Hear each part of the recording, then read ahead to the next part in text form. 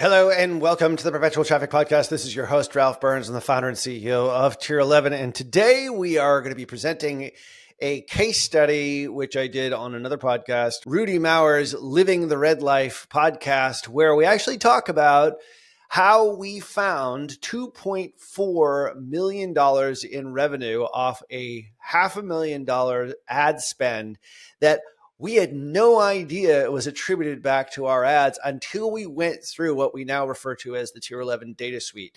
We're going to be talking about in this podcast here quite a bit about Wicked Reports.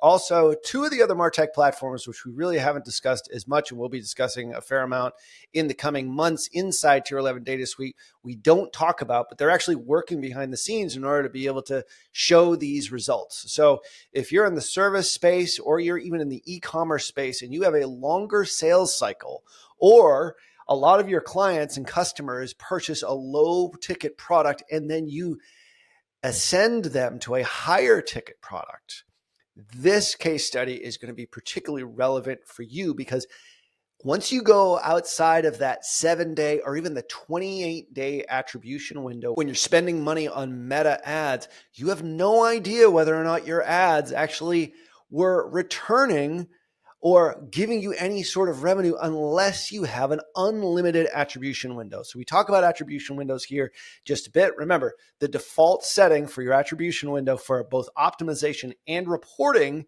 inside Meta is a 1-day view and a 7-day click. However, Meta does have a 28-day click reporting window that you can use in-app, sometimes accurate, sometimes not, but at least it's better than just 7 days. So in this case study, we talk about a 2-step process to sell $10,000 to $15,000 medical procedures in the body sculpting space. These are very large purchases, take a tremendous amount of consideration, are usually paid for by credit card, are not covered by insurance. So they do have a longer sales cycle. And that is the beauty of having an unlimited reporting window, an unlimited attribution window, if you will. So without further ado, here's the podcast with myself and Rudy. Hope you enjoy it. What's up, guys? Welcome back to another episode of Living the Red Life. Today, we're going to talk about advertising, specifically Facebook, and how it looks in 2025. We're here with my friend Ralph Burns, very famous marketer, advertiser, actually one of the original people I learned back, 10 plus years ago when I really got into this and started spending millions of dollars. He's got a very famous agency, Tier 11, and he just came back from the Facebook HQ, where they were diving into more the omnipresence ecosystem of advertising we now live in. And in just one account, they found $2.3 million in revenue and sales that wasn't attributed to the original ad, but was still caused because of Facebook advertising. So, Ralph, welcome to the show. Glad to be here. I feel like I should have red on, but I'm wearing the wrong color, but forgive me for that. But thanks for having me, bud. Great to finally be on, and obviously to meet you a couple of weeks ago.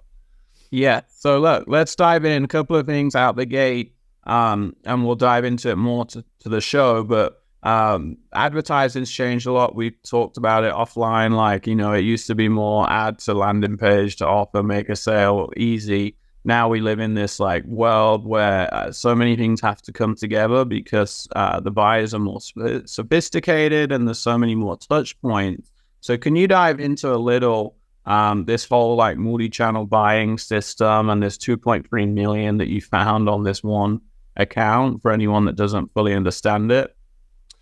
Yeah, I mean, I think when we first started listening to Perpetual Traffic way back when, it was much easier. I mean, most people and most of the clients that we had in those days, even up till maybe 3 or 4 or 5 years ago, were just just one channel. It was just basically Facebook and then maybe a little bit of Instagram. And then, so your direct traffic always came from that, but then you could track back to Facebook, specifically your ad spend, and it was pretty easy to figure all this stuff out. So, but since then, it's gotten a lot more complex. I think a lot of the businesses that we tend to work with right now are multi-channel. And they might use Meta and the Meta platforms as the basis for a lot of their top of funnel, but they tend to, because we have a Google division, we have a full social division, we have a creative division, we have an after the click division, we integrate everything into it. It's much more complicated to figure out which channel is actually the one that's pulling for you at any given moment in time. And, the example we can use here today is from Meta, but the same could be said on a lot of channels. Like we just met with TikTok marketing this morning, TikTok for Business this morning. They have the same sort of challenge with TikTok. Now they've got sort of more of a full funnel offering now, which is great, and a lot of new stuff that's coming out. But the point is even if you're doing YouTube and you're doing anything that has a view and not necessarily a click, it's really hard to measure that. And in this particular case, this is one that I presented at Meta at their agency conference this past week in New York City. They're really interested in finding out more about this because I think a lot of us as marketers, we tend to just go for website conversion campaigns, which is probably what you started on. Like I was heavily leveraging for years and years. And now this idea of what Meta now calls multi-objective buying, or MOBU, which we sort of termed it last week when we decided that's what they were going to call it, is now the reality of how we do business today in marketing in 2024 and beyond. So this case study was just one example of dozens in which we try to figure out, like, where is the revenue coming from? And then how is it not necessarily a last click attributed, but where did it start? And do more of that where it started, and get more customers at the top of your funnel and ultimately track them and scale and grow businesses. Yeah, it's fascinating. So, I've always Facebook's been my main driver. And as I mentioned briefly, like I ran ads when I was back living in the UK for my fitness brand and my personal training, and dabbled with it. And then when I moved to America, I got way more serious and scaled and spent millions. And it was very fortunate because I got to learn from people like yourself. And, back then it was more like the straight to ad, buy a product, jobs are good. And, I didn't even need organic really back then and all those things.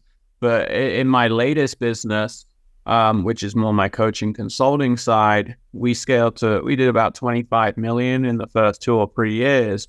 And I came into this business obsessed with tracking, which I wasn't in previous businesses, but I kind of learned it over the years. And we actually, we have a lot of high tickets, sales teams, sales too, from 2,000 to 100,000. And every single sale that's ever come through that made up that 25 million, there's a Slack channel where it zaps in, and then we actually have a VA pull the CRM data, and we look at the original source and the call recordings in there and all the payment plans, all the things you need to know. And I'm always fascinated about the source because, we'll sell a 20K or a 50K sale, and it's like they bought your Black Friday offer that was a Facebook ad, and every funnel's labeled. We create separate funnels for every channel because no matter how great tracking is, I don't trust it. Like we have a set funnel for every thing. So this was like the Black Friday in 2022 dash Facebook.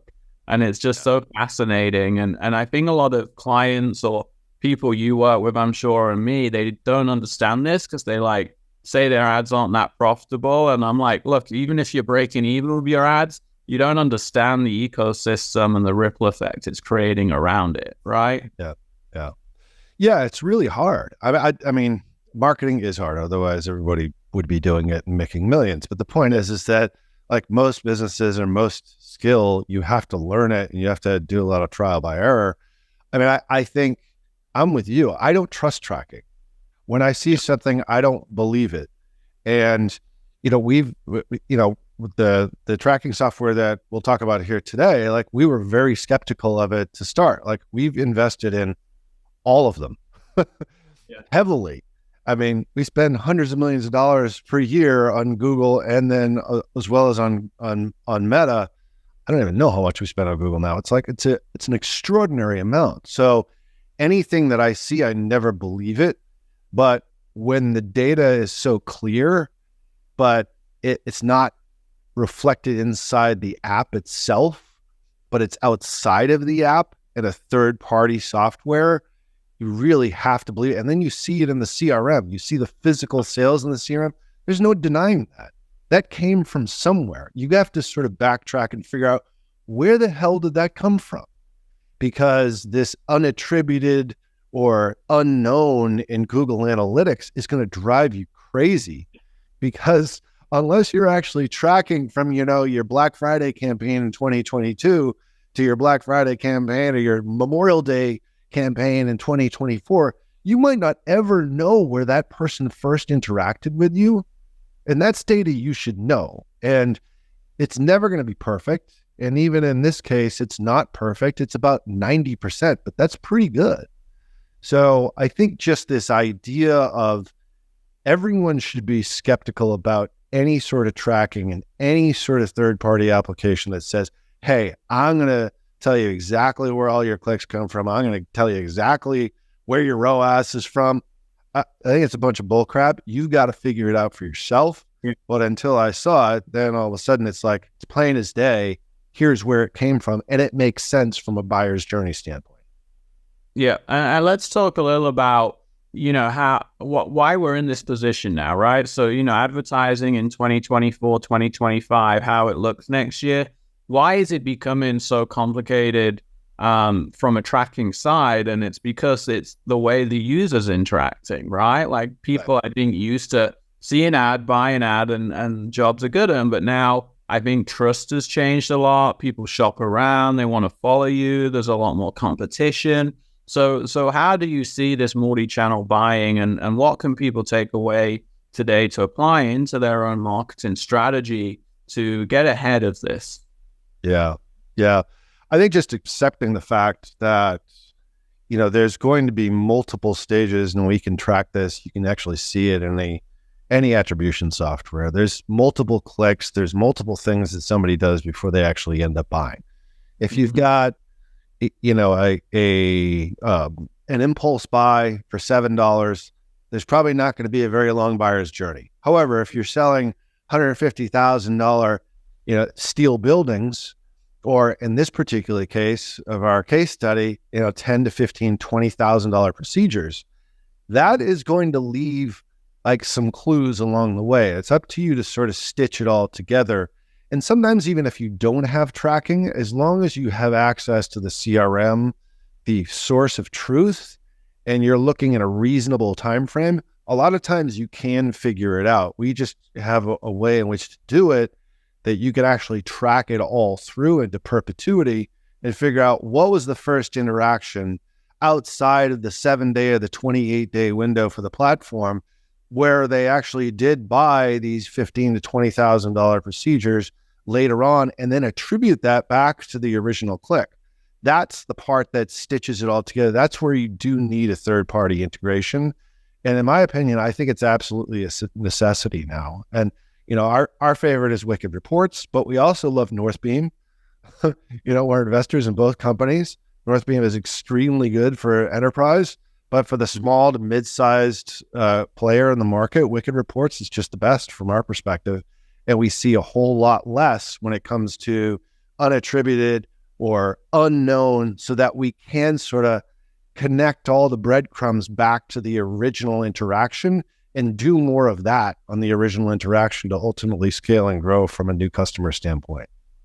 Yeah, I mean, whenever we're, clients in our programs and stuff, we tell them as soon as their ad spend is getting, relatively serious and they're spending more than $10 a day sort of thing, move into a software like Wicked and really tracking that is so important. And we have some clients, spending $1,000 a day, and it's like, look, you're spending $30,000 a month, pay $500 for the damn software, because you're going to make way more back making better decisions. And I've known Scott and used Wicked for a long time, probably because of, your advice and tried Hyros and all these different ones. And it really is crazy, especially in the last few years, the difference in the ad manager of like what it's showing, it's reporting, and then like what you're seeing from, a software like Wicked. And then what's even crazier is like over time, when you look at LTV and it's starting to attribute these people, it's just, it turns what people look at as ROAS and the ads on their head a lot of times, and stuff you killed you shouldn't have killed, stuff that you thought was doing well wasn't doing as well. And I think knowing that data is so important, and most people don't, which is why they don't scale. Yeah. Yeah. I mean, in this particular case, I mean, it was a conversion lift study that we did through Meta. They sponsored it and we did it, and it showed an 85% lift in conversion lift over a month's period. And we're like, wait a second here. We know this stuff is actually working, but now let's actually stretch it out. And until we looked back through our Wicked data, now we have a combination of three things. We do Wicked reports as our interface, but our pipes are from Blotout, which anybody can get. Like, their edge tag is absolutely amazing. It sort of obviates or eliminates a lot of the issues that you have with iOS 14. And then we store that data in our own first-party warehouse, our data warehouse. So those three things actually sort of work together. And people can set it up. We're the only agency that can set it up specifically with all those vendors. The point is even if you're using any third-party attribution software, you can start to stitch this all together. And for us, it was just a simple matter of, this is in the body sculpting space. And these guys were spending $1 million a month. Point is that we started doing a sort of a free Botox injection special. And we were getting a lot. It's a great offer. First off, you have to have a great offer. I mean, that's an awesome offer to get somebody in the door, get the foot in the door. And then obviously once they get in, they're tracked through their CRM. Their CRM, unfortunately, was 25 different locations, which didn't all talk to each other, Rudy. So you're shaking your head like, oh my God, like, how did we stitch all this together? We eventually did like a manual upload, 30 days, 60 days, and 90 days. And then we found that through those initial free injections, like once again, it's a great offer. Okay. Free Botox. Once they're in there, then the therapist then upsold them to another procedure. Yep. And those procedures are 10, 15, 20 grand, but they don't happen on that day. So there's a 30, 60, 90 day lag in some cases. And most of the cases we're done 30 to 60 days out, upwards of 90 days. So unless you have an infinite look back window, you're never going to be able to figure this out. So if we looked at Facebook for that month that we spent all that money on those free trials, it looks like the campaign was a total disaster. Yeah. Like, they had lost hundreds of thousands of dollars. We're like, wait, let's give this some time. We're also a little bit in the dark as to what was the upsell process going to be like once they actually got in the door. You've got 25 different locations, all with different CRMs that don't really talk to each other because they kind of cobbled this all together through acquisition. So there was a lot of risk on our part. And so we just waited. And then day 60, they're like, all right, we're starting to see some sales coming in. And then all of a sudden, when it was day 90, when we uploaded the data through Wicked, we saw this 2.3 million on a spend that was a couple $100,000. Now, they had to figure out exactly, all right, well, based upon that 2.3 million from a couple $100,000 was like 220,000, I believe, in ad spend in that promotion. What was their margin? Their margin was actually really good. So business-wise, it worked out. But originally, like, holding on through those first 30 to 60 days, that was the hardest part. And I know there's people that are listening in the agencies and consultants that are dealing with this same thing. They're like, cut that thing off. Cut off your YouTube ads. You're spending all this money and the ROAS in-app is 0.6. Yeah.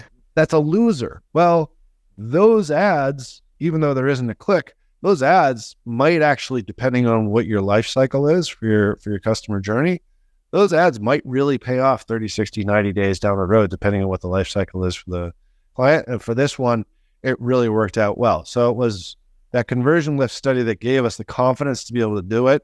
And then that allowed us to hang on, and then we were able to sort of attribute it back through all these third-party data platforms. But that, sorry, God, I was just going to say, I think that's like where it comes back to the knowing your numbers side. Like, whenever we're advising now members in our masterminds and stuff, one of the biggest things is knowing, hey, we always work back from LTV, right? And what's your break-even point at 30, 60, 90 days? And 99% of businesses have no clue on that. And then, like, you know, unless you're a business that does a one-time transaction, which is very rare and probably not a strong business these days, like, you have to know that, especially like I've ran, ironically, very similar offers, you know, great minds think alike. We did red light therapy free sessions to get people in the door.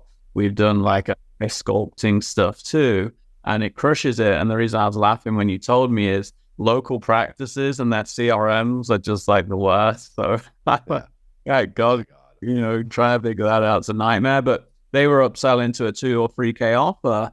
And you know, we did it more pen and paper way, saying, okay, we know 1 in 10 will upgrade statistically based on your last 30 days. That means every lead is statistically, for every, you know, 10 that show up is worth $200 to $300. So if we're paying $20 a lead and 1 in 2 show up, that's $40 for a showed lead, and it should pan out to be $200-$300. And I think mapping that out is so important up front. Whether you're an agency or the business owner, you need to know that sort of how that should map out and pan out, because most great campaigns are going to go in the red to start at scale. And if you don't have that, like, you know, life cycle and understand the path forward, then you will make bad decisions. And, you know, the ad manager, I think half of it is an emotional battle, right? Not just a battle in the actual campaign. It's making the right decisions with your money and your budgets and all those things.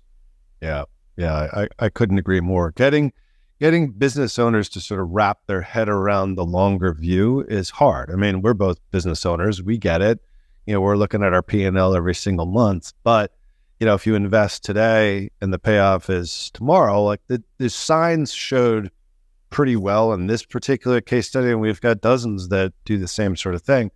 This was the longest period of time we had to wait. In most cases, it's, you know, less than 30 days, which is great. But oftentimes it really is a bit of a leap of faith, especially after you sort of tap out of those website conversion, you know, campaigns, just going straight to an appointment setter or high value keywords for, like, you know, Brazilian butt lift on Google. Like, there's only so much search traffic for that. So this was a higher level strategy to get to a level of scale. And thankfully the client went along with that, even though the CRM was sort of cobbled together. Good. And I love that breakdown. So guys, hopefully that starts to make sense now about, you know, understanding all those data points, the life cycle, and really understanding going into 2025, Facebook is not about anymore the sale on day one, how much did I make? It's about, it feeds the ecosystem, right? It's the true top of funnel. And I often say, unless you're a massive influencer, you know, or you're on TV or some famous celebrity, you've got to buy traffic. You need traffic, right? You need people to know about your brand, and it's not always going to pan out 1-for-1 on day one. It's more about the ecosystem and the lifetime value now. So I love this breakdown. Ralph, a couple of quick questions as we come towards the end of the show for you. So let me dive into this first one. This is, you know, in general about business now, because you are obviously a marketing Facebook master, but also built a very successful agency and big businesses too. So first one, what is the most controversial belief you have around money or business or marketing that upsets people?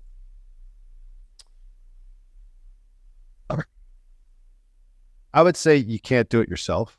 I think that the moment I realized that it can't just be me and 1,000 helpers, it has to be me finding people who are actually complimentary, not meaning like kiss my ass, but I still am the boss, so that's bound to happen. But complimentary to my skills. Like for me, I'm not a great systems guy. I tried to create systems, and as soon as I realized, okay, I need to find people to do this, and I've had 2 or 3 people that have now done this, and the COO that I have right now has been instrumental in us implementing agile scrum throughout the entire agency, which is now, you know, so common in Fortune 500 companies.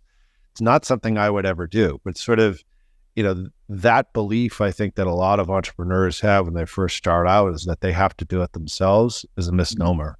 It's like find people, find the areas where you're really not that strong, and then hire somebody as good as you, if not hopefully better. And it's just going to help you scale and grow. Love that. Next one. biggest success or achievement or most money made, and how did that happen? When I started this thing, all I wanted to do is pay for the health insurance, quite honestly, because my wife was sort of carrying the team at that point. But I remember when I got to $100,000 a month, I had my first $106,000 month. I was like, I can't believe I've created this out of nothing. Like that.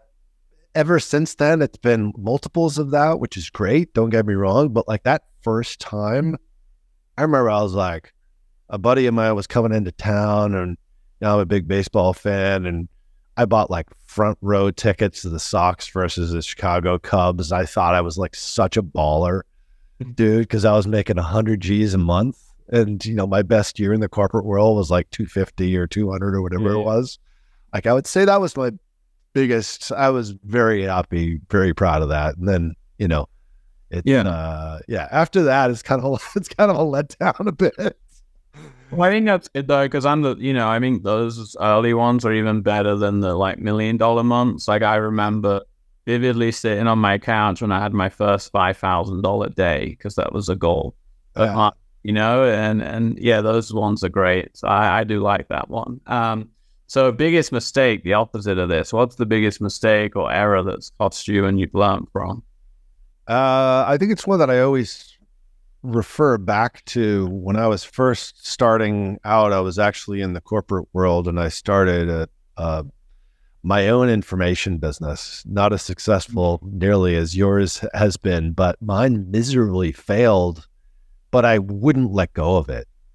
And it was a training program for sales managers, because I was at that point like a director of sales for a Fortune 500 company. But I was like, all right, well, if they find out about this thing, then I won't get fired. Well, they eventually did find out about it and figured out a way to get me fired, but nobody wanted to buy it. And I realized I just kept trying and trying and trying. It's like managers don't care about getting better.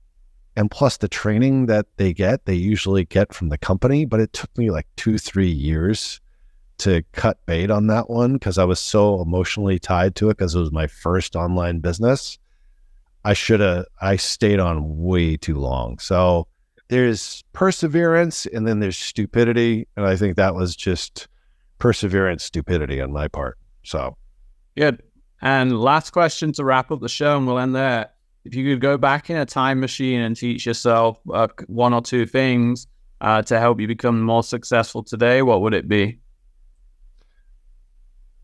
I wish I paid more attention to finance in college, because now that I'm in business, it's the first thing I look at every single day. It's the last thing I look at before I go to bed at night. I mean, it's the most important thing. And I think entrepreneurs just in general are sort of big idea dreamers, but you also have to have a real dose of reality when it comes to the finances, and your P&L matters. Like, no profit, no people.